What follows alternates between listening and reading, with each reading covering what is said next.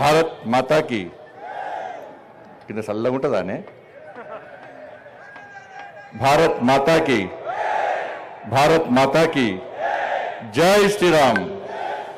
ఏ మజా లేదన్న, కొంచెం చల్లబట్టి ఉంటుంది, గరం ఉంటుంది, వస్తుంది. నటగారు బయలుదేరారు ఇప్పుడే. 2 చేతులు ఎత్తాలన్న, దండం పెడతారు, 2 చేతులు ఎత్తాలి. భారత్ మాతాకి భారత్ మాతాకి జై శ్రీరామ్ జై శ్రీరామ్. నరేంద్ర మోడీ గారి నాయకత్వం, అమిత్ షా గారి నాయకత్వం, జేపీ నడ్డా గారి నాయకత్వం, కిషన్ రెడ్డి గారి నాయకత్వం, భారత్ మాతాకి. కొంతమంది బయట వాగుతూ ఉంటారు అన్న, బీజేపీ చల్లబడ్డదని. ఈ జోసు చూసినాక ఇంకొకసారి ఎవడన్నా బీజేపీ చల్లబడ్డదో తీసి చంపక లోహత్పడి ఒక్కరు చంపడు ఇంకోసారి వాడనంటే. బీజేపీ కార్యకర్తలు ఎప్పుడు చల్లబడరన్న, వాళ్ళు తెలియదు. ఎందుకంటే ఇప్పుడు బీఆర్ఎస్ వాళ్ళని చూస్తాం మనం. బీఆర్ఎస్ వాళ్ళు ఎక్కడైనా ఒక్కడిగా పైన తూర్పు పాలిస్ లీడర్ ఇద్దరు హరీష్ రావు, కేటీఆర్, 2-3-4 తప్ప ఎవరే ఉంటారు అలా. సరే అంతకుముందు వాళ్ళే ఏమంటారు, ఇప్పుడు వాళ్ళే ఏమంటారు, ఇంకెవరు కావడారు అనుకో. ఇది కనబడాల్సిన వ్యక్తి ఫామ్ అవుతా తాగి మంచిగా రెస్ట్ తీసుకుంటాను ఆయన. వాళ్ళు అల్లు ఏమంటారు క్యాడర్. బీఆర్ఎస్కి ఎక్కడ క్యాడర్ లేదు. ఎందుకు వస్తలేదు క్యాడర్ అంటే మా మీద కేసులు అవుతాయి. మేము మొన్న ఎప్పుడు పైరుల కోసం ఏదో బీఆర్ఎస్ పార్టీలో మా బీఆర్ఎస్ పార్టీ ఎందుకో పార్టీకి సిద్ధాంతం లేదు, దానికి ఒక నాయకుడు ఎవరిని పట్టించుకోడు, ప్రజలను పట్టించుకోడు, కార్యకర్తలను పట్టించుకోడు అని చెప్పి బీఆర్ఎస్ క్యాడర్ ఎవరు బయటకు వస్తలేరు. ఇక కాంగ్రెస్లో క్యాడర్ లేదు. రేవంత్ రెడ్డి ముఖ్యమంత్రి ఎట్లయినా మన వల్ల ఏంటన్నా, మన వల్ల మనం కొట్లాడితే ముఖ్యమంత్రి ఆయన అయ్యాడు. ఎప్పుడన్నా రేవంత్ రెడ్డి ఎప్పుడన్నా రైతు ఉద్యమాలు చేసిండా, విద్యార్థి ఉద్యమాలు చేసిండా, నిరుద్యోగుల కోసం కొట్లాడిండా, రైతుల కోసం కొట్లాడిండా, మహిళల కోసం కొట్లాడిండా, ఎప్పుడైనా సనాతన ధర్మం కోసం కొట్లాడిండా? మరి ఏమైనా కేసు రేవంత్ రెడ్డి మీద కేసు లేదంటే ఒకటే కేసు, ఒకటి కేసు అయింది. జైలుకి పోయినా అంటే దానిలో జైలుకి పోయాడు. కానీ ఈరోజు తెలంగాణ రాష్ట్రంలో 5 సంవత్సరాల కాలంలో ఈ తెలంగాణ రాష్ట్రంలో ఒక్కొక్క భారతీయ జనతా పార్టీ కార్యకర్త మీద 20, 30, 40, 50 కేసులు ఉన్నప్పుడు కూడా ఏ భారతీయ జనతా పార్టీ కార్యకర్త కానీ, ఏ భారతీయ జనతా పార్టీ నాయకుడు కానీ ఎత్తిన కాషాయ జెండర్ కానీ, కమలపు జెండర్ కానీ, భారత్ మాతాకి జై నినాదాన్ని కానీ, జై శ్రీరామ్ నినాది కానీ, నరేంద్ర మోడీ నాయకత్వం వర్ధిల్ల నినాది కానీ ఏ రోజు విడిచిన పాపన పోలేదన్నా. అది భారతీయ జనతా పార్టీ క్యాడర్కు కాంగ్రెస్ బీఆర్ఎస్ పార్టీ క్యాడర్కు ఉన్న తేడానా. ఈరోజు ఇప్పటికిప్పుడు ఎన్నికలు నిర్వహిస్తే ఈ తెలంగాణ రాష్ట్రంలో వికసించేది కమలం కమలం కమలం తప్ప కాదు. ఇప్పటికే సర్వే సంస్థలు ప్రారంభించినాయి, అనేక సర్వే సంస్థలు ప్రారంభించినాయి. సరే రేవంత్ రెడ్డికి ఒక సెక్షన్ మీడియా పేపర్ వాళ్ళు రాస్తారు కావచ్చు, టీవీలో చూపడతారు కావచ్చు, టీవీలు చూపడుతున్నాయి, పేపర్లు రాస్తున్నాయి అని చెప్పి ఏది పడుతుంది మాట్లాడుతున్నాడు. భాష ఆయన ఇష్టం. కేసీఆర్ తీసిన మూలక కేసీఆర్ గారు తాతైపోయింది. ఇప్పటికిప్పుడు సర్వే నిర్వహిస్తున్నాయి అనేక సంస్థలు. సర్వేలు ఎప్పుడు నిర్వహిస్తాయన్నా, ఎన్నికల ముందు సర్వేలు నిర్వహిస్తాయి. కానీ కొత్తగా ఈసారి సర్వే సంస్థలన్నీ సర్వే నిర్వహిస్తే కాంగ్రెస్ పార్టీ 3వ స్థానానికి పోయింది, రేవంత్ రెడ్డి 10వ స్థానానికి పోయాడు. రేవంత్ రెడ్డిని ముఖ్యమంత్రిగా గుర్తించే స్థితిలో తెలంగాణ రాష్ట్ర ప్రజలు లేరు. రేవంత్ రెడ్డి వ్యవహారాలు చూసి, రేవంత్ రెడ్డి భాష చూసి, రేవంత్ రెడ్డి మాటలు చూసి, రేవంత్ రెడ్డి నడవడిక చూసి రేవంత్ రెడ్డిని ముఖ్యమంత్రిగా గుర్తించే స్థితిలో తెలంగాణ సమాజం లేదు. ఇలా ఇచ్చిన 6 గ్యారెంటీలు 420 హామీలన్నీ మొత్తం సర్వనాశం చేశారు. ఏం హామీలు వచ్చినా ఏమనంటే ఉచిత బస్సు అంటున్నారు, 200 యూనిట్ల కరెంట్ అంటున్నారు, ఉచిత గ్యాస్ అంటే గ్యాస్ ఎవరికి ఇచ్చారు, రేషన్ కార్డులకి గ్యాస్ ఇచ్చారు, కరెంటు అందరికి ఫ్రీ ఇస్తారా అంటే 200 యూనిట్లు కూడా కరెంటు ఫ్రీ అట. ఆర్టీసీ బస్సు అంటే బస్సులు మొత్తం పనిచేసారు, మళ్ళీ దానిలో కొరికలు పెట్టిరు. అలా ఇవాళ మేము అడుగుతున్నాం ఈ వేదిక సాక్షిగా, ఇలా కిషన్ రెడ్డి గారి నేతృత్వంలో ఇంత పెద్ద భారీ బహిరంగ సభ నిర్వహించడం. ఈ వేదిక పెట్టిన తర్వాత కాంగ్రెస్ పార్టీలు భారతీయ జనతా పార్టీ విమర్శ చేస్తున్నారు. మీ విమర్శలను పట్టించుకోం. ఈ వేదిక సాక్షిగా మేము అడిగే ప్రశ్నలకు మీరు సమాధానం చెప్పండి. మీలో నియతుంటే, నిజాయితీ ఉంటే మీరు మీ సోనియా గాంధీ మీద ఒట్టు పెట్టారు, సోనియా గాంధీ సంతకంతో లెటర్ రాశారు, ఈ దేవుని మీద ఒట్టు, ఖురాన్ మీద ఒట్టు పెట్టారు, బైబిల్ భగవద్గీత మీద ఒట్టు పెట్టారు, నానా ప్రమాణాలు చేశారు. వాళ్ళ మేము చేసే సమాధానం, మేము చెప్పిన మాటలు సమాధానం చెప్పండి. చలో రైతుల విషయంలో రైతులను మోసం చేసింది వాస్తవం కాదా? రేవంత్ రెడ్డి సర్కార్ చెప్పాలి. ఇలా రుణమాఫీ చేస్తున్నారు, 2 లక్షల రుణమాఫీ చేస్తున్నారు. సాక్షాత్తు వ్యవసాయ శాఖ మంత్రి ప్రకటన చేసిండు, ఇంకా 22 లక్షల మందికి రుణమాఫీ చేయాలని చెప్పి సాక్షాత్తు వ్యవసాయ శాఖ మంత్రి ప్రకటన ఇస్తే రేవంత్ రెడ్డి మాత్రం రుణమాఫీ చేస్తాం అందరికీ అని చెప్పి రేవంత్ రెడ్డి సర్కార్ చెప్తున్నారు. ఇలా రైతు కూలీలకు 12,000 రూపాయలు ఇస్తున్నారు. ఎంతమంది రైతు కూలీలకు 12,000 రూపాయలు ఇచ్చిన రేవంత్ రెడ్డి సర్కార్ చెప్పాలి. 15,000 రూపాయలు రైతు భరోసా ఇస్తున్నారు. ఎంతమందికి రైతు భరోసా ఇచ్చిన రేవంత్ రెడ్డి సర్కార్ చెప్పాలి. ఇలా అన్ని పంటలకు 500 రూపాయలు బోనస్ ఇస్తామని చెప్పి కేవలం సన్నాలకు మాత్రమే 500 రూపాయలు బోనస్ ఇస్తామని చెప్పి రైతులను మోసం చేసింది వాస్తవమా కాదా? రేవంత్ రెడ్డి సర్కార్ చెప్పాలి. తరుగు తాలు తేమ లేకుండా పండించిన ప్రతి పంట గింజ కొంటామన్నారు. తరుగు పేరుతోని తాలు పేరుతోని వాళ్ళ రైతులను ఏ విధంగా మోసం చేస్తున్నారో రేవంత్ రెడ్డి సర్కార్ చెప్పాలి. ఆడతామని ఆడిస్తాం బిడ్డ. రేవంత్ రెడ్డి నేను ఇష్టపెట్టే ప్రసక్తి లేదు. సంక్రాంతికి నీకు డెడ్ లైన్, సంక్రాంతికి డెడ్ లైన్. ఈ వేదిక సాక్షిగా మనం చెప్తున్నాం, ఈ వేదిక సాక్షిగా చెప్తున్నాం. మనమంటే గంగిరెద్దులో కదా భారతీయ జనతా పార్టీలు అచ్చొచ్చిన ఆంబొత్తులుగా తెలంగాణ రాష్ట్రం దోచుకుంటే దొంగలు మీ కాంగ్రెస్లు. అదే మీ గంగిరెద్దులు వాళ్ళన్నారు, అలా మీరు అంటున్నారు. Sankranti deadline Revanth Reddy. సంక్రాంతి తర్వాత ఏ ఒక్క కాంగ్రెస్ పార్టీ నాయకుని రోడ్ల మీద తిరగడం, ప్రతి గల్లీలో పరిశీలిస్తాం, ప్రతి వీధిలో పరిశీలిస్తాం, ప్రతి గ్రామంలో పరిశీలిస్తాం, ప్రతి మండలంలో పరిశీలిస్తాం. రైతులకు ఇచ్చిన హామీలను నెరవేర్చాల్సిన బాధ్యత నీది. లేకుంటే గ్రామ పంచాయతీ ఎన్నికల్లో కానీ రాబోయే ఎన్నికల్లో నీకు గుణపాఠం చెప్పడానికి తెలంగాణ రాష్ట్ర ప్రజలు సిద్ధంగా ఉన్నారన్న విషయాన్ని గుర్తుంచుకోవాలి. మహిళలను మోసం చేశారు. పెళ్ళైతే తులం బంగారం అన్నారు. ఎంతమందికి తులం బంగారం ఇచ్చారు? ఇంటికి వచ్చిన కోడలకు 2,500 రూపాయలు ఇస్తారు. ఎంతమంది కోడలకు ఇచ్చారు? అవ్వా తాతలకు, అత్తలకు, మామలకు 4,000 రూపాయలు ఆసరా పెన్షన్ ఇస్తున్నారు. ఎంతమందికి ఇచ్చారు? ఇలా స్కూటీలు ఇస్తున్నారు, యువతకు స్కూటీలు ఇస్తున్నారు. ఎంతమంది స్కూటీలు ఇచ్చారో ఒక్కసారి తెలంగాణ మహిళా సమాజం ఆలోచించాలి. ఇలా అమ్మలక్కలందరూ కూడా, అవ్వలు తాతమ్మలందరూ కూడా టీవీల దగ్గర చూస్తున్నారు. ఈ 100 రోజుల పాలన అని చెప్పి, ఈ సంవత్సర పాలన అని చెప్పి విజయోత్సవం చేసుకుంటారు. కనీసం ఇప్పుడైనా ఆసరా పెన్షన్లు ఇస్తారా?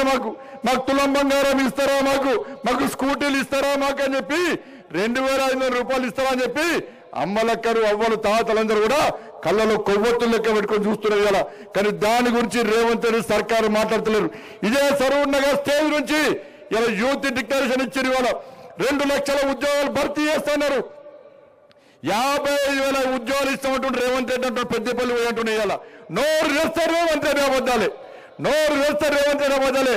అరే టీఎస్పీఎస్సీ చైర్మన్ నిన్న కాక మొన్న చెప్పాడు. టీఎస్పీఎస్సీ చైర్మన్ ఆయన దిగిపోగా చెప్పాడు, మేము కేవలం 13,000 ఉద్యోగాలకు మాత్రమే నోటిఫికేషన్ ఇస్తామని చెప్పి సాక్షాత్తు టీఎస్పీఎస్సీ చైర్మన్ చెప్తే రేవంత్ రెడ్డి మాత్రం 55,000 ఉద్యోగాలు ఇస్తామని చెప్తున్నాడు.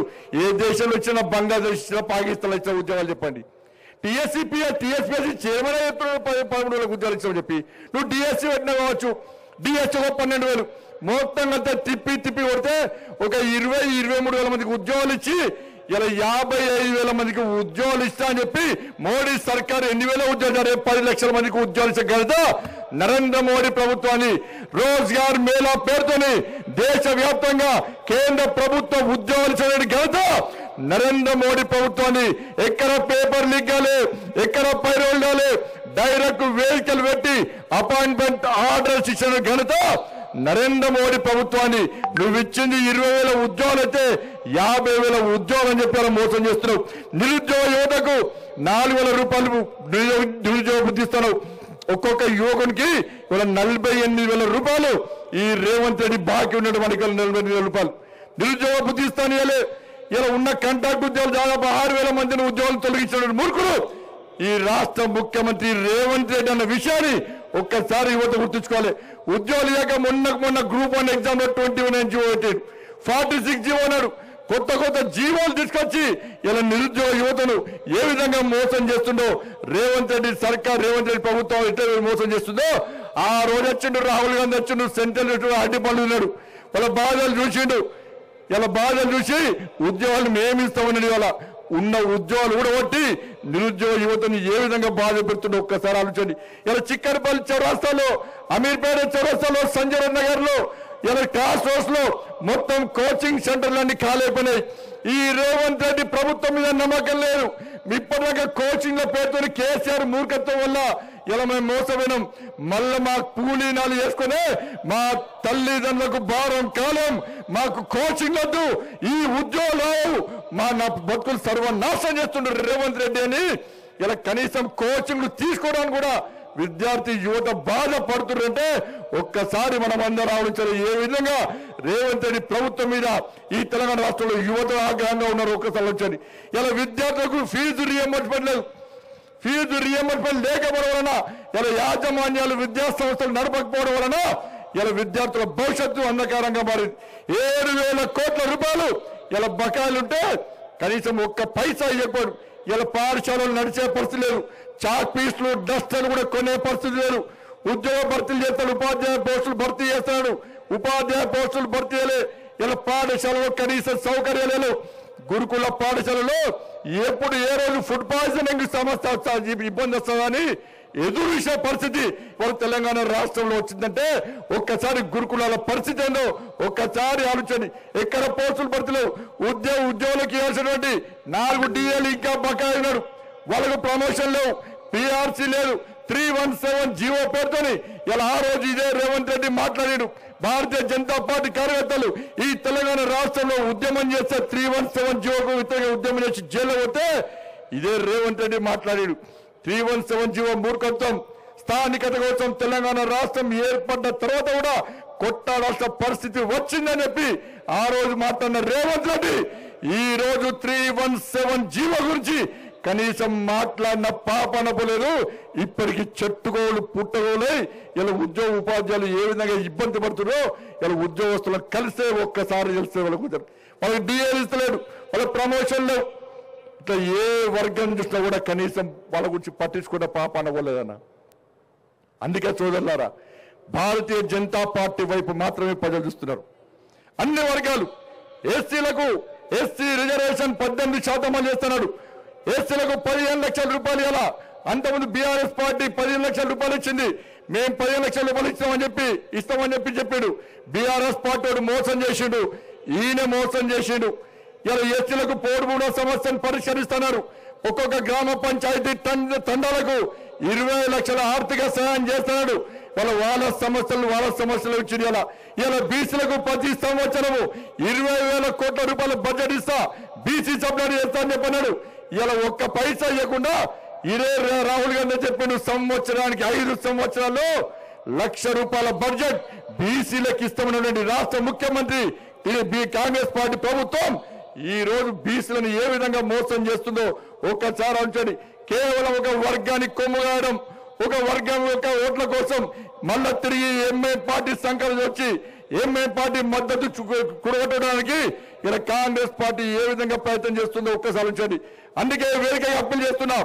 స్థానిక సంస్థల ఎన్నికలు కానీ, కార్పొరేషన్ ఎన్నికలు కానీ భారతీయ జనతా పార్టీకి మద్దతు ఇవ్వండి. సర్పంచులను అప్పీల్ చేస్తున్నా, మాజీ సర్పంచులను అప్పీల్ చేస్తున్నా. మీ బతుకులు నాశనం చేసింది బీఆర్ఎస్ పార్టీ, మీ బతుకులను ఇంకా నాశనం చేస్తున్నది కాంగ్రెస్ పార్టీ. స్థానిక సంస్థల ఎన్నికల్లో మాకు మద్దతు ఇవ్వండి. గుండె మీద చేసుకుని గ్రామ పంచాయతీలు అభివృద్ధి చెందినాయి అంటే అది కేవలం నరేంద్ర మోడీ గారి ప్రభుత్వం ఇచ్చిన నిధుల వల్ల విషయం వాస్తవమా కాదా అని మాజీ సర్పంచ్ ఆలోచించండి. మీ బతుకులు నాశనం కావడానికి కారణం బీఆర్ఎస్ కాంగ్రెస్ పార్టీలు. అందుకే మాకు మద్దతు ఇవ్వండి. మళ్ళీ చెప్తున్న జిహెచ్ఎంసీ ఎన్నికలు రాబోతున్నాయి. నేను చెప్తున్నా అందరూ ఎలా మీరందరూ కూడా హైదరాబాద్ ప్రాంతానికి, భాగ్యనగర్ ప్రాంతానికి సంబంధించిన ప్రజలు ఎట్టి పరిస్థితుల్లో ఈ భాగ్యనగర్ గడ్డ మీద జిహెచ్ఎంసీ ఎన్నికల్లో కాషాయపు జెండా రెప్పరెప్పలాడించడం ఖాయం. అందరు భరోసా ఉండండి. ఇక్కడ ఉన్న నాయకులం అందరం కలిసి మీకు చెప్తున్నాం, అందరితో చెప్తున్నాం. మీరు గల్లీ రండి. కాంగ్రెస్ పార్టీ ప్రజా వ్యతిరేక విధానాలను మీరు ప్రజలకు వివరించండి. మర్చిపోతారా భాగ్యనగర్ ప్రజలు? ముత్యాలమ్మ గుడి మీద దాడి జరిగిన సంఘటన భాగ్యనగర్ ప్రజలు మర్చిపోరన్నా? రక్షాపురంలో దేవాలయం మీద దాడి జరిగిన సంఘటన హిందువులు మర్చిపోరన్నా? అరే శంషాబాద్లో నవగ్రహాల గుడి మీద దాడి జరిగిన సంఘటనను ఈ భాగ్యనగర్లోని హిందూ సమాజం మర్చిపోరన్నా? పగ తీసుకోవడానికి భాగ్యనగర్ ప్రజలు సిద్ధంగా ఉన్నారన్నా? ఎప్పుడు ఎన్నికలు వస్తాయరా జిహెచ్ఎంసీ ఎన్నికలు? ఈ కాంగ్రెస్ పార్టీకి, ఎంఏ పార్టీకి, బీఆర్ఎస్ పార్టీ గుణపాఠం చెప్పాలి. పోయినసారి 48 సీట్లు ఇచ్చినాం, ఈసారి మేయర్ పదవి ఎట్టి పరిస్థితుల్లో భారతీయ జనతా పార్టీకి ఇవ్వాల్సిందే, ఇచ్చి తీరాల్సిందే. ఈ భాగ్యనగరం అభివృద్ధి చెందాలంటే ఎవరి జాగిరన్నా హైదరాబాద్, మన జాగిరన్నా హైదరాబాద్.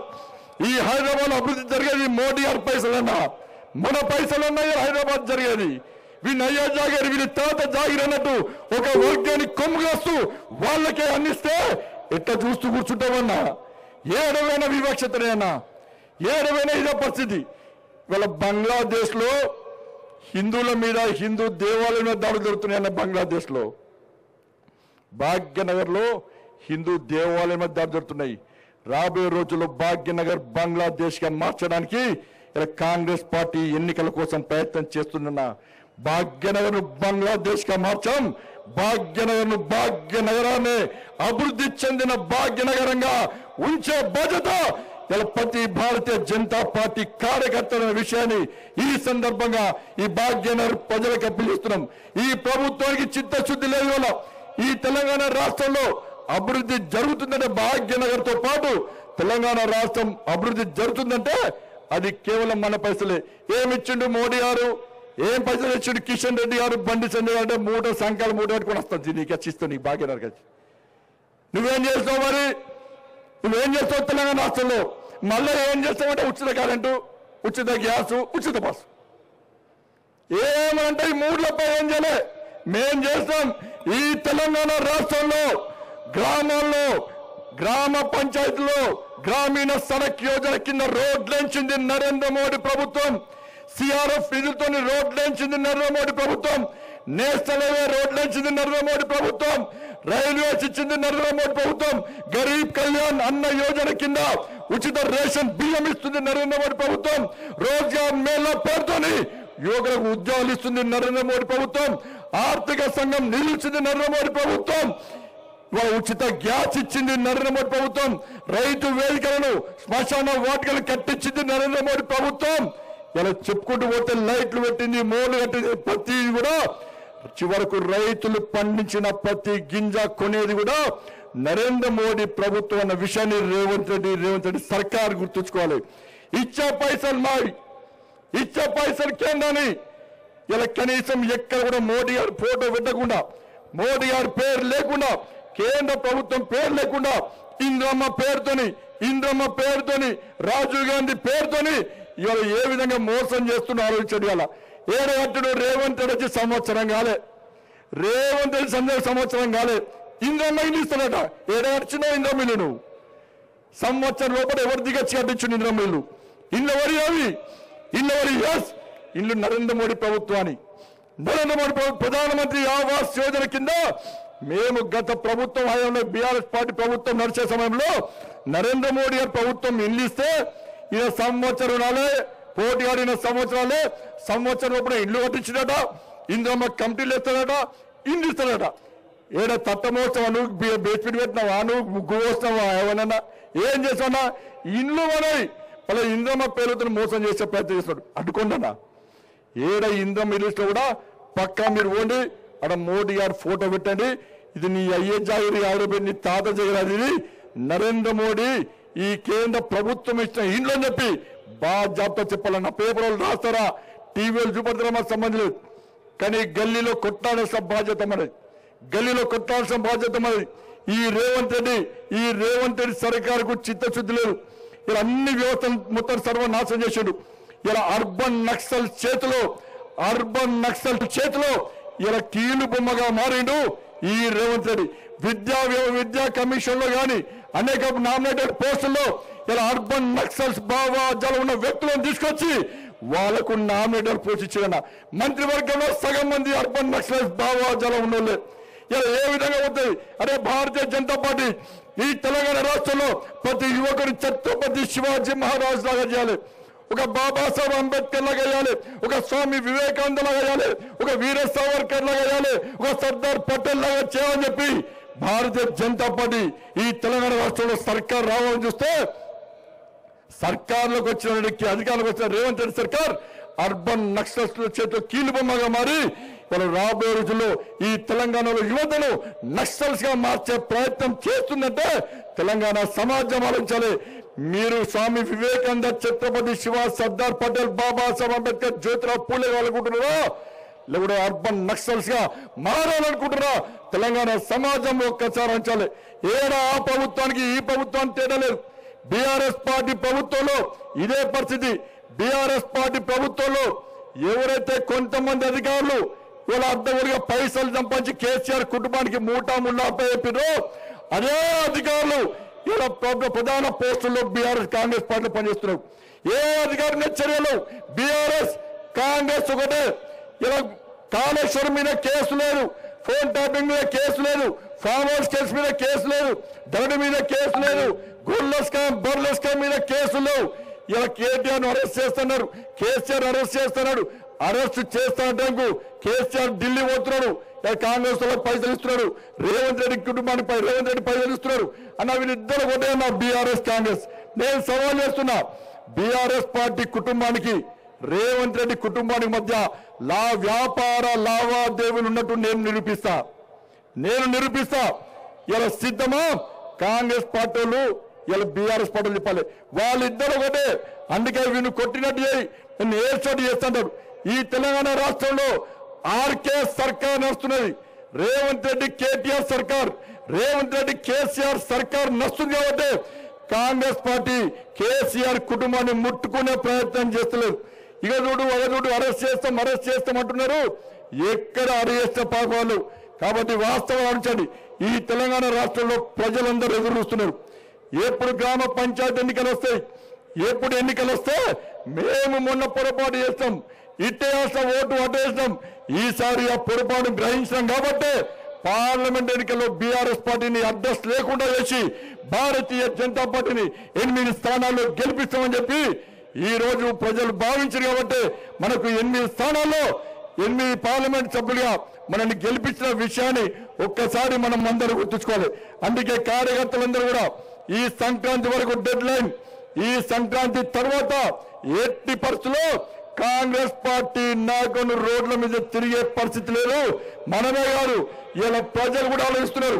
కాంగ్రెస్ పార్టీ నాకు నేను చెప్తున్నా, రేవంత్ రెడ్డికి ధైర్యం దమ్ముంటే నీ పోలీసులను పక్క పెట్టి ఇలా మా కిషన్ రెడ్డి గారు వస్తారు, నువ్వు రా, చలో పాదయాత్రకు సిద్ధం.